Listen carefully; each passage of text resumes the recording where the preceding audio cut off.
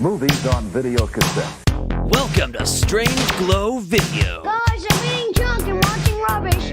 We're oozing with VHS, horror, nostalgia, and more. New Better Block Glow in the Dark. After it runs some videotape, you can get a glow-in-the-dark hand puppet from the movie Casper. And now, your hosts, Alec, Justin, and Nick. Hey, you're not allowed to rent here anymore. Yeah! Hey everybody, welcome back to Strange Glow Video. My name is Justin. With me is always my esteemed colleague, co-host extraordinaire, Alec. How you doing? I'm doing all right. We just got the new place here, new studio getting set up. I need to figure out a better lighting thing because the shadow is cast on my face right now, but you know, it's just been put together this last couple days here. I have moved. So I moved on Friday, and today is Tuesday. So yeah, that was pretty action-packed. Couple of days for you. it was a living hell. Yeah, moving's never fun. And then with the amount of shit you have collected, especially in boxes, When you collect as many DVDs and VHS as I do, and then just random shit too. Yeah, I mean, fucking pop cans for Christ's sake. You have an absurd collection of heavy things. And by heavy things, I mean like the VHS. This is heavy, Doc. Boxes. Yeah, the VHS boxes add up. And then some of the toys and other stuff add up too. Like empty soda cans, yeah, those aren't bad.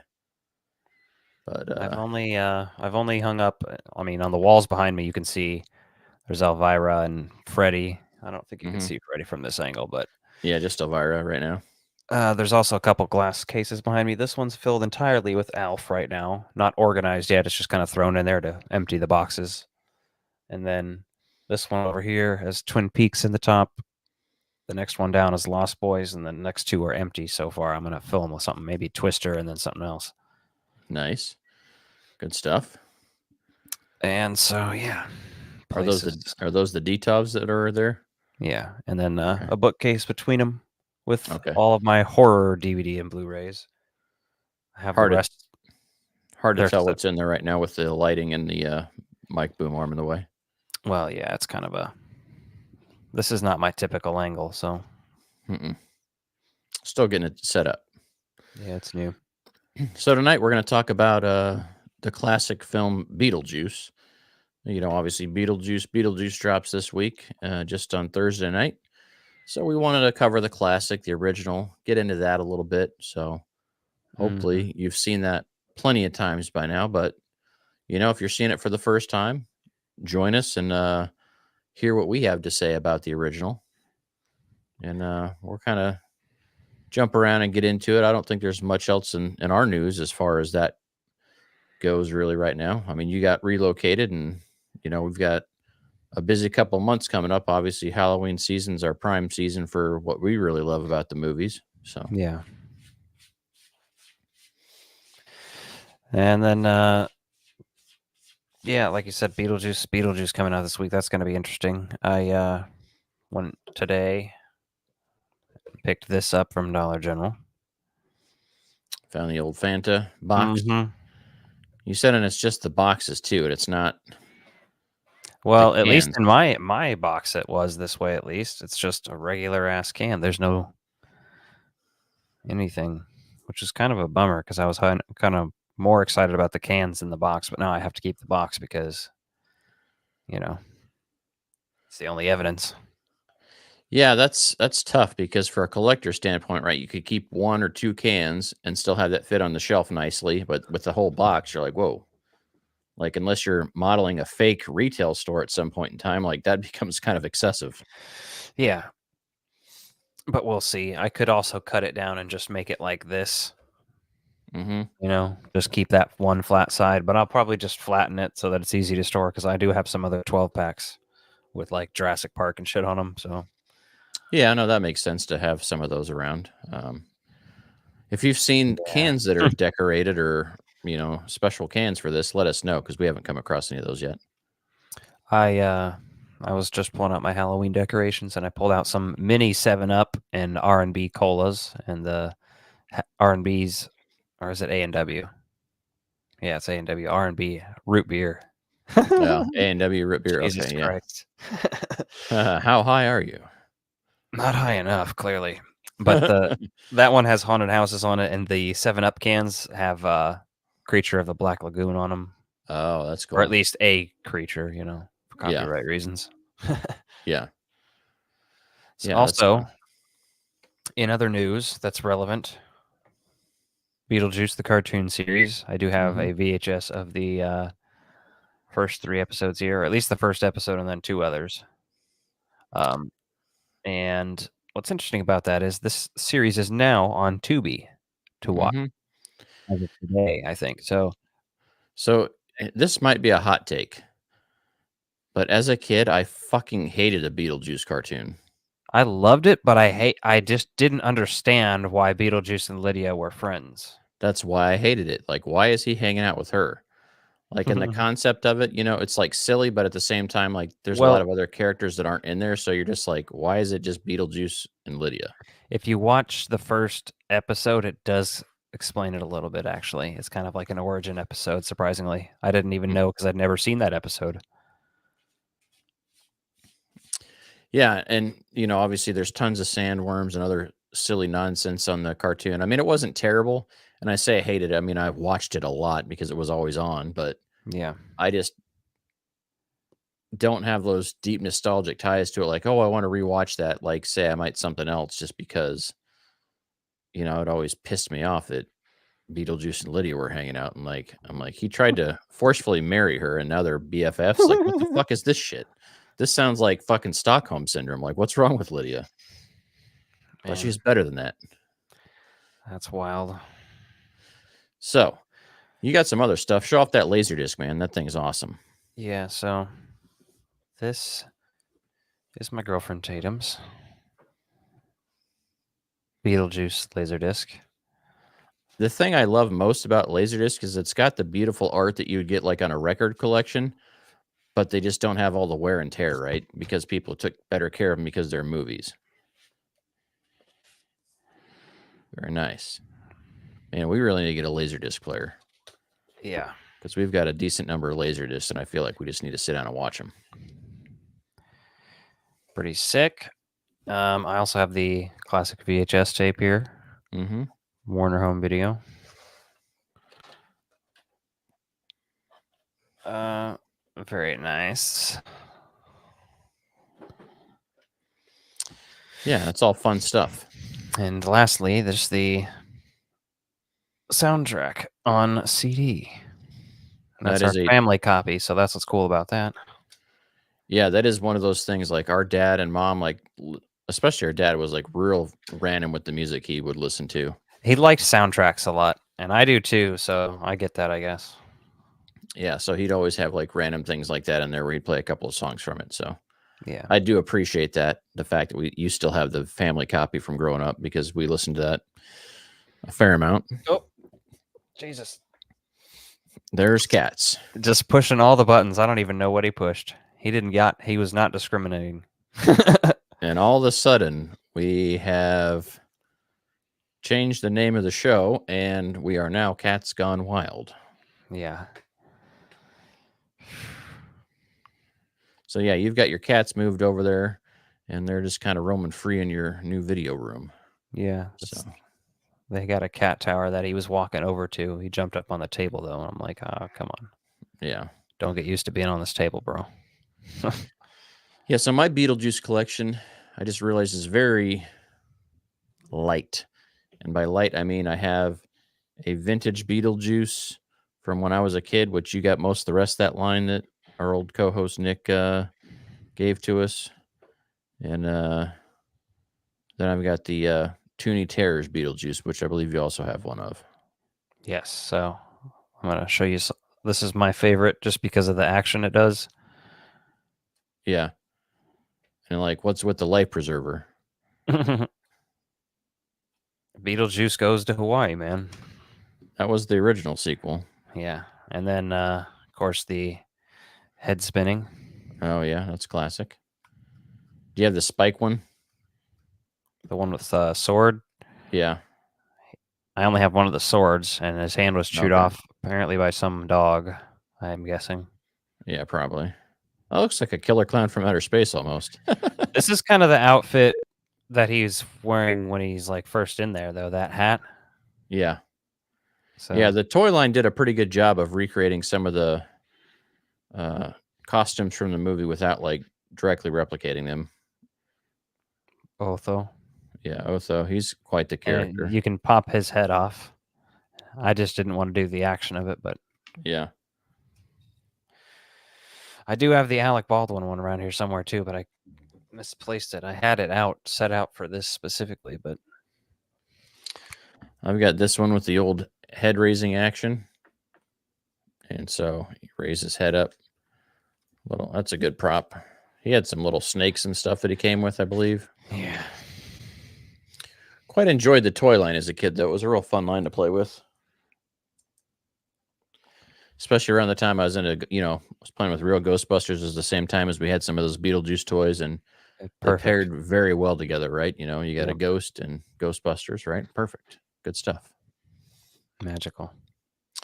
Yeah, so Beetlejuice came out in 1988, huh? Yep, 1988. What's very interesting is this, looking back on this cast. So obviously everybody's. I just want to start in the lesser known, talked about, obviously. So Gina Davis and Alec Baldwin get not as much credit as they should for this movie because they're kind of the stars. Mm-hmm. Yeah. It's really their story, right? Yeah. So I mean, I think everyone's familiar with them. Like when I was watching this with Liz, she was like, "Is that Alec Baldwin?" Like it took her a minute to realize who that was, and it was like, "Yeah, that's young Alec Baldwin right there." That's You know. hot Alec Baldwin. And then You Gina gotta admit. Davis back in her heyday too, man. So Mr. Yoshi, please don't walk on the computer. then good old Michael Keaton is Beetlejuice, right? So we all know that. And then Catherine O'Hara, fucking great, man. Yeah. She's I great. mean, She's great in everything. I was I haven't- thinking when I was watching this, I was like, Best in Show. She was great in that. mm-hmm. You seen that in a while? I have not, but I need to rewatch that. You just watch everything she does, and she's so good. Like in this, she's great. She's weird. She's eccentric. And then you watch Home Alone, and she's like, just fucking nails the mom character so well. And it contrasts her character in this so much that you're just like, damn, she's talented. Yeah. And then Schitt's Creek, she's so good in that as Moira. If you haven't seen that show, that's like one of those eccentric comedies. I know people love that one, but I quite enjoyed that. So Yeah, I'm familiar with her on it, but I was never super into it. But hey, I she's think also she's with Eugene Levy in Best in Show, which is funny. nice. Yeah, and then who's not credited? Who's that?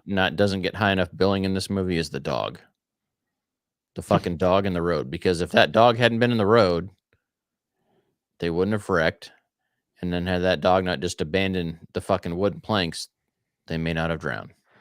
Yeah, I was talking about how I would also swerve off a bridge to save a dog's life.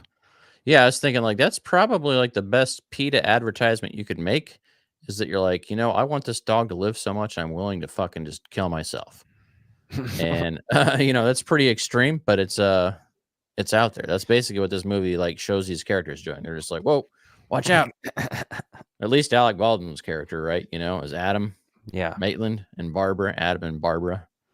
Classic names there, man. Mm-hmm. I do have a Beetlejuice tattoo also, which is pretty sick. It's of them after they do their little face transformations. Oh yeah, that is a good one. Yeah. Back of my arms, and it says "Never trust the living."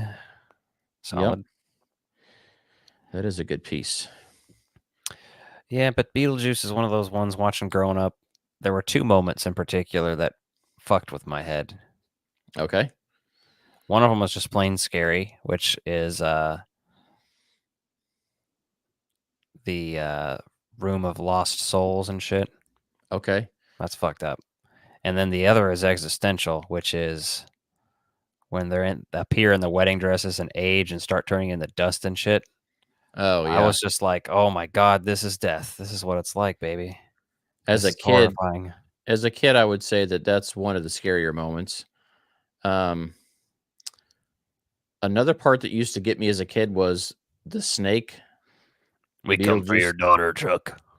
Yeah, but it's only when it's the snake is on the post and is the railing handle Oh yeah. before it goes, stop motion. Before you get to that stop motion and like that texture on that snake scales, it looks so good and so real. And then, obviously I rewatched the HD and it still looks good, but it's clearly like overlaid on there. So like I was like, okay, that doesn't have the same impact on me as it did now as some of the other practical effects did. So, but as a kid, Yeah. I used to always be like, oh, that's creepy. I'd rather enjoy most of the effects. Hmm. Yeah, most of They the stuff held up pretty well. even the weirder stuff, it kind of just works. The claymation and stop motion stuff is it's fine. Well, and It's like the Terror Dog and Ghostbusters. Like I don't want that effect to change. no, yeah, and there's not a lot of it that's terrible in there, right? And I say that in an endearing way because for the time it was great. Yeah. Overall, the costumes in this movie are fucking phenomenal. Like Yeah, all the the lighting in particular is another thing that's just the lighting in the afterlife is fucking perfect. They nailed that. yeah. I will say there's a couple interesting things to talk about. They originally they were going to be sopping wet the whole movie because that's the way they died. They were Oh yeah, drowned because if you think about it, in the afterlife, everybody else is still showing effects of their death, and they're the only people that don't,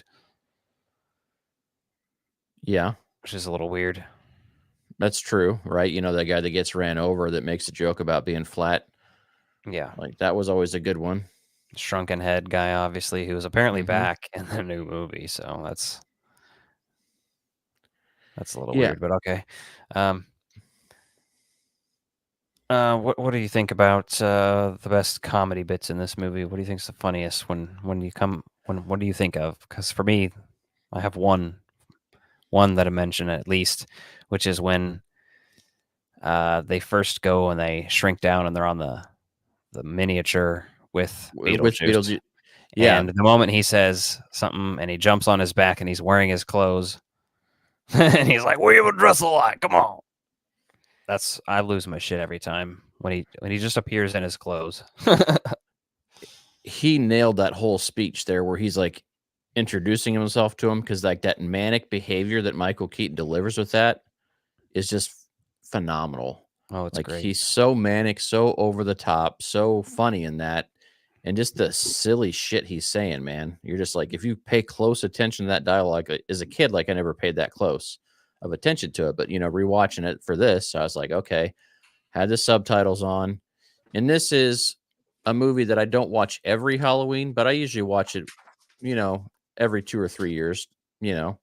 Just we watched this a lot as a kid. As a kid, we had this on VHS, and I don't know if it was a recorded copy or what, but this is one of those movies that we had, and so we watched a ton. Hey, come here. Yeah, the Come here. Zagnut. Yeah, Come here. Had to pull out the old Zagnut for you. yeah. Zagnut used to be a really big fucking candy bar in the movies, man. Like, and I've never known anyone who actually eats them. Well, it's crunchy peanut butter and toasted coconut, so that would explain why. Yeah, 'Cause but I fuck mean, coconut. it's the great outdoors. It's Beetlejuice. Mhm. So, like some real fucking classics has the Zagnut in it. You For sure. can't forget that. Uh I love how, they set us up that they're staying home for a staycation, right? They're going on vacation, they're going to stay at home, they have their anniversary, they're celebrating.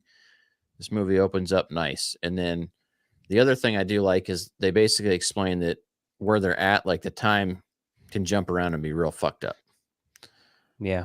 Like when he first goes out on the porch and goes to Saturn, which is so strange too. Like it's one of those things like, why the hell are they on Saturn?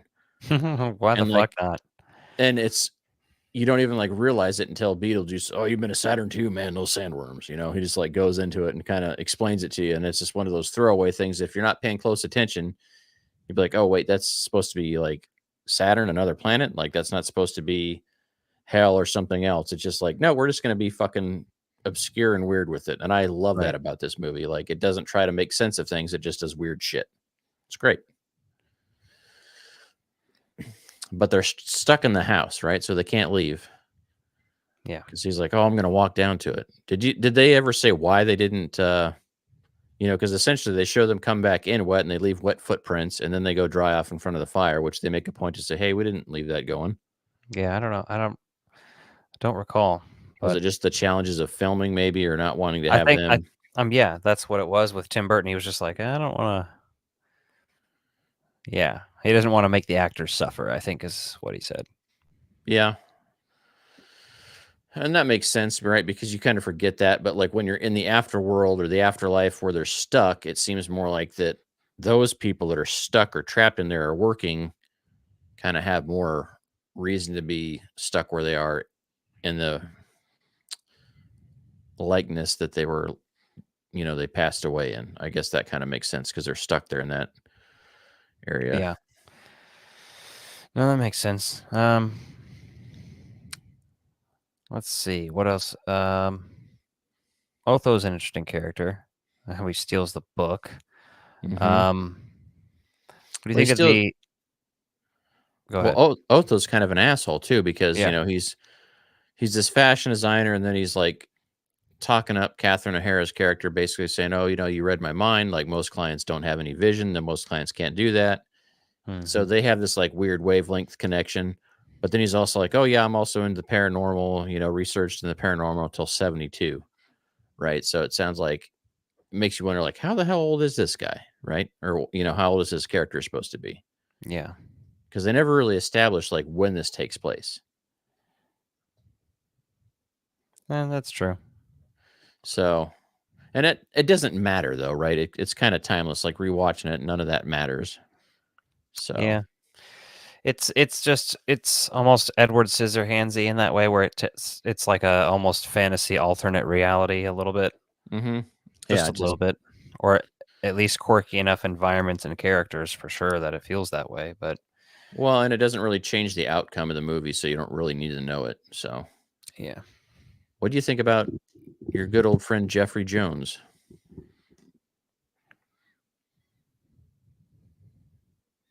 fuck that guy.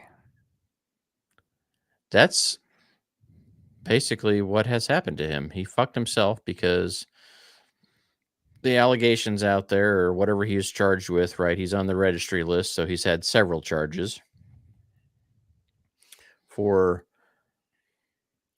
we don't even really need to get it No, into we that don't. why. But the one thing that when I was reading about all that pissed me off was he's like, well, I was just taking pictures basically. There's no contact. And I'm just like, that's how he kind of tried to justify it. And I'm just like, okay, no. And it sucks. And it sucks because, he's in Ferris Bueller's Day Off. Mm-hmm. Got a pretty prominent role in there. Mom and Dad Save the World. That's where I was going next. So Mom and Dad Save the World. And so like you've got this character. And the fucked up thing is like he's not even been completely blacklisted.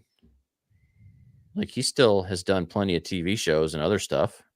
Has he? Not as many movies. Yeah. I mean, he was even acting through 2016 and all that happened in the early 2000s.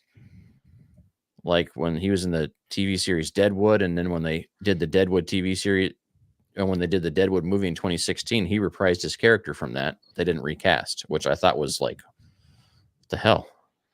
I thought that was kind of an odd choice.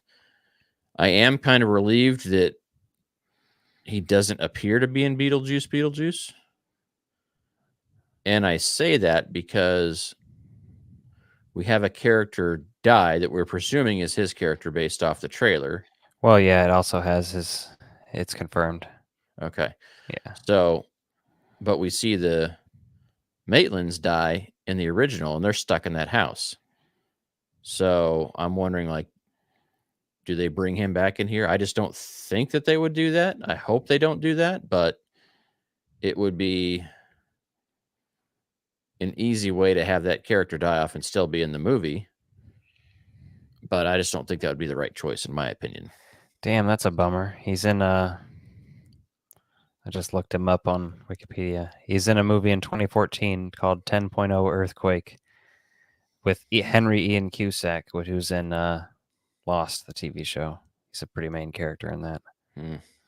That's a bummer. Yeah, so you can be on the registry and still be an actor, which I think is somewhat problematic here. Now, I try not to let that destroy like watching a movie like this, but it's always in your mind once you know that. You're just like, fucking A, man. Yeah. It really distracts from that performance, but his character doesn't play the central role, so he's just kind of the background character here. What can you do? Obviously, Winona Ryder is Lydia. Pretty epic character. Legendary. There. Yeah. Like, my whole life is a dark room. Uh-huh. Pretty fucking one epic big dark style. room, is that what she says? Yeah. Yeah, no, she's full of great lines and interesting outfits. Like her and Delia are just both. All of her outfits are amazing. Mm-hmm. Yeah, the costume design in this is something that you could easily overlook, but it's really fucking well done. And I don't usually think like costume design a lot, right? That's not usually something I'm thinking about when I watch a movie. But even if you just look at all the outfits that Beetlejuice wears throughout this movie, all of them are fucking well done. They're so good. Yeah. Like, and he's changing, like, you think everyone thinks the iconic black and white striped suit, but that really doesn't appear until, what is that, the final act where he shows up in that? Yeah, but then he quickly changes over to the wedding outfit. So yeah, it's crazy. Yeah, so it's fascinating there just to think about Beetlejuice's costumes, right? Because there's like one iconic look that we all associate with, but there's plenty of Beetlejuice costumes you could do if you're going to do a Beetlejuice cosplay or be Beetlejuice for Halloween that don't have to be the black and white striped version. Yeah. Just saying, there's way better options out there. Oh, let's see. I'm trying to think, like some of the other background characters like don't have as big of a role, but Annie McEnroe is Jane Butterfield. That fucking realtor, man. Huh. What a piece of shit. She was like basically praying for her friends to die to sell that house. She came in right away. She's like 216,000 for the offer, or 264, or whatever it was, something like that. And they're like, no. And like she just keeps pestering them. Like it just seems like that's her dog. When I watched this that time, I just imagined that being her dog, like her shooing the dog out in the road, like trying to do that on purpose. Oh, jeez. Like she's the real villain of this movie, right? And I think she's a piece of shit. Yeah, no, she sucks. Well, here's your skeleton key for that. And you're like, okay. Now that is interesting. The skeleton key used to be kind of more of a thing that people would talk about, but I have a skeleton key. From Beetlejuice? No, it's just a little key in the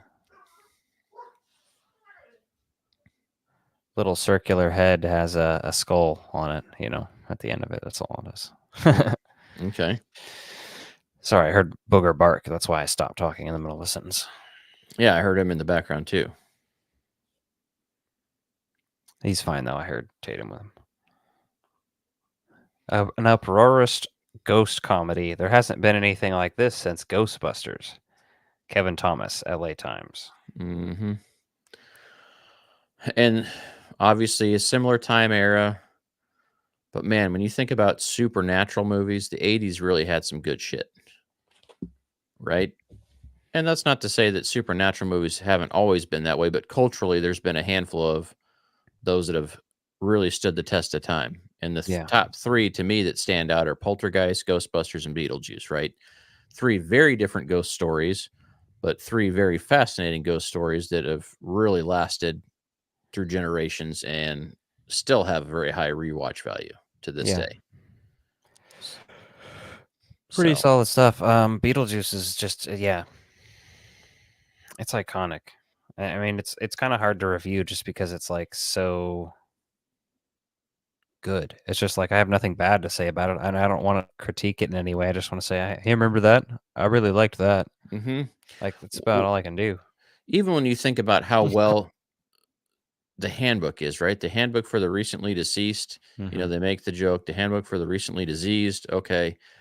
But like the importance of that handbook is understated. It feels very subtle in the movie, but when Otho steals the book and then when everyone's asking him, well, where's your handbook? You didn't bring it? You don't have it? and then they keep referencing things in there. Like that's very well done for something that has just a little bit of screen time on there. You Right? don't really need a lot of dialogue around it, but there's so much lore around it, and you I would can, really like that's something that would have been perfect to see in a Ghostbusters comic, like Ray just finding that in a house somewhere and being like, "What's this?" yeah, that would be perfect. Like that fits right in with the Ghostbusters lore to me, like just that kind of a book concept. Obviously, since it's manifested itself in the Come on. physical plane, that Otho can steal it and Lydia can see it. Cat booty.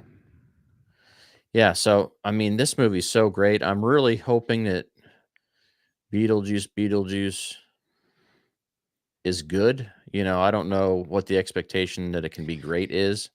Yeah, here's the thing. It looks aesthetically good. Personally, I haven't enjoyed anything Tim Burton's done since 1999. Yeah, The last thing being Sleepy Hollow. yeah. Sleepy Hollow was really fucking great. I mean, it's not my favorite, but it's definitely cool and interesting and weird and like a good take on that movie. I think Revisited would be an awesome like folk horror movie. So Yeah, I mean, the headless horseman in that is terrifying in a fresh way that it didn't feel like the Scooby Doo version of that story, right? And not to discount that by the Scooby Doo version of like the headless horseman type of a thing, Ichabod Crane. I love that story, but his was truly terrifying with the way it was designed. So, oh yeah. yeah, I mean, I'm with you on that. Like Tim Burton's done some amazing stuff, but there's also just a lull there. So I would be lying if I didn't say that I was very worried about how this movie's going to be. Yeah. I literally think from Pee-wee's Big Adventure to Sleepy Hollow, every movie was a banger. Mm-hmm. Like, I genuinely think that. And since then, I genuinely have not enjoyed anything since. But that isn't to say I won't. There is something to consider. I think Beetlejuice has 19 or 21 minutes of screen time in this, and Mm-hmm. I guarantee that's going to be upped in this next movie, which is like you're Uh, thinking about it, and you're like, it's got to be good, right? But that could well, be bad too. If I it's did see I did see Michael Keaton, doing the press rounds for this movie, basically saying he didn't want Beetlejuice to have a lot more screen time in this because that's kind of what makes his character work in the first movie. Is not He's not overexposed.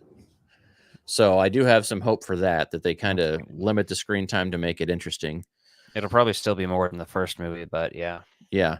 So when I look at, I'm looking at Tim Burton's films that and I don't know if these are all what he's directed here. Let me see if it just says his filmography, right? So Big Fish, I would say I did not hate. It's an interesting movie. It's worth watching at least once, but it's not a movie where I watched and I'm like, oh, I need to revisit that a lot. yeah, Charlie and the Chocolate Factory I saw once in theaters just because I was very excited about that originally and didn't care for it. yeah.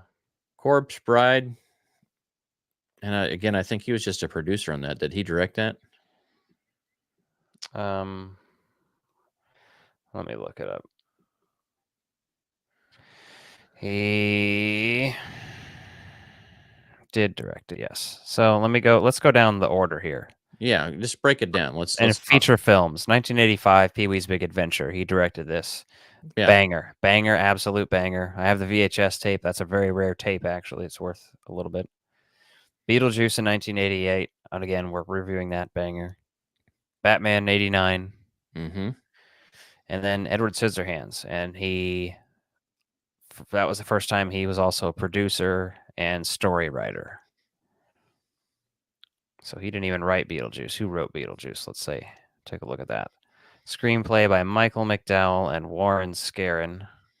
Based on a story by McDowell and Larry Wilson.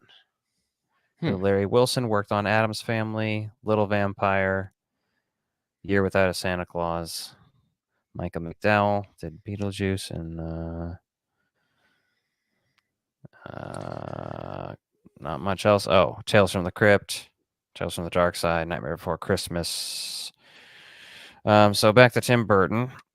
Then Batman Returns, director, producer.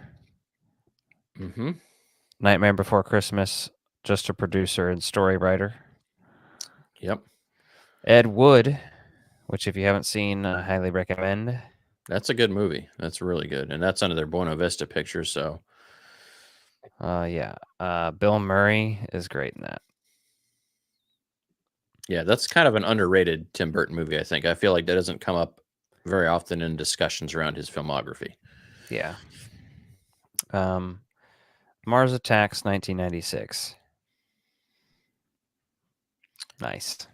Fucking Mars Attacks, man! I remember when that came out and seeing that in theaters. We saw that at the Cinemark that was in Overland Park Mm-hmm. before that one shut down. That is a good movie. Again, that's kind of another one that's you don't hear people talking about as much as you would expect. Yeah. It's so abstract. It's so silly in concept, but I did quite enjoy it. And it just goes to show you like how talented Tim Burton was back then because he went from Mars Attacks to what Sleepy Hollow was the next movie. Yeah. Like that's pretty incredible. And then after that, it was Planet of the Apes, Yeah. Big Fish, Charlie and the Chocolate Factory, Corpse Bride, Sweeney Todd, Alice in Wonderland, Dark Shadows, Frank and Weenie, Big Eyes, which I haven't even seen that to be fair. And I also haven't seen Miss Peregrine's Home for Peculiar Children, but I guarantee I don't give a shit. He did Dumbo, which could have been interesting, although I just don't care about that. Like, I don't care. All those Disney live action remakes, I haven't seen a single one of them besides 101 Dalmatians, and I really just don't give a fuck. I'm just like, I don't see the point in retelling your own story in a live, to me, it felt like more like a way for Disney to keep the copyrights on some of these projects than it was to actually make a good movie. Yeah. Dark Shadows was kind of a bomb. Sweeney Todd, like I'm not a huge musical fan, but I saw that and enjoyed it in theaters. Saw Corpse Bride, enjoyed it. All right. I can't rewatch Sweeney Todd though, because it's like grosses me out, but I saw it once and didn't think it was the worst. Yeah, just not my thing. Alice in Wonderland, I also saw, did not care for. Dark Shadows, Frank and Weenie's a fun kids movie. I like that. I mean, I hadn't seen that until I had kids, and then that was one of He those. did I a went back short and film watched. of that in the 80s, so Yeah. So I do kind of like that one, and the concept of that's fun. It's like, something fresh. Big Eyes I have not seen, and Miss Peregrine's Home for Peculiar Children I did not see. Dumbo didn't care to see, and then we're at Beetlejuice. So he's taking some time off, man. yeah. Well, I did Wednesday, so Oh, that's true. Yeah, I guess you're. if we're Yeah. looking at television, apparently Stain Boy was web shorts. Wednesday. It's the only other thing. He only directed 4 episodes. Was it only 4 episodes, or? I thought it was 8, but I think That's funny. he produced the whole series and then Yeah. wrote it, and then season 2 of that's coming out soon too. He directed the first 4 episodes only. Okay. Interesting. But I only watched the first 2 and was like, nah, I'm good. I watched the whole series. I didn't love it, didn't hate it. It was like, it was all right. By episode 2, I was like, I'm not interested. This is just Harry Potter. Well, that was my thing. It was an alternative to Harry Potter now that fucking J.K. Rowling's been outed as a fucking trash human. So I'm like, hey, give these kids something else to look up to. And I think that kind of fits that spot very well. So I would much rather they be fans of Wednesday than fucking Harry Potter at this point. I mean, Harry Potter in itself originally was fine, and I'm just not supporting anything new that he does. Misgender them. Yeah, just like they do. Dumb bitch. Yeah. Yeah, so like I said, I've got serious reservations about Beetlejuice, but by just watching the trailer, I don't have any major red flags for it, right? I'm just kind of like, okay, they're not giving away everything on it. It seems interesting. The casting looks pretty good. Like Willem Dafoe, I feel like is always a fucking good ensemble cast member. I do worry about there being a little too much backstory shit with Easter eggs and stuff. With Monica Bellucci's character. Yeah. There's some things I just don't need to see some things done. Just give me, just do it.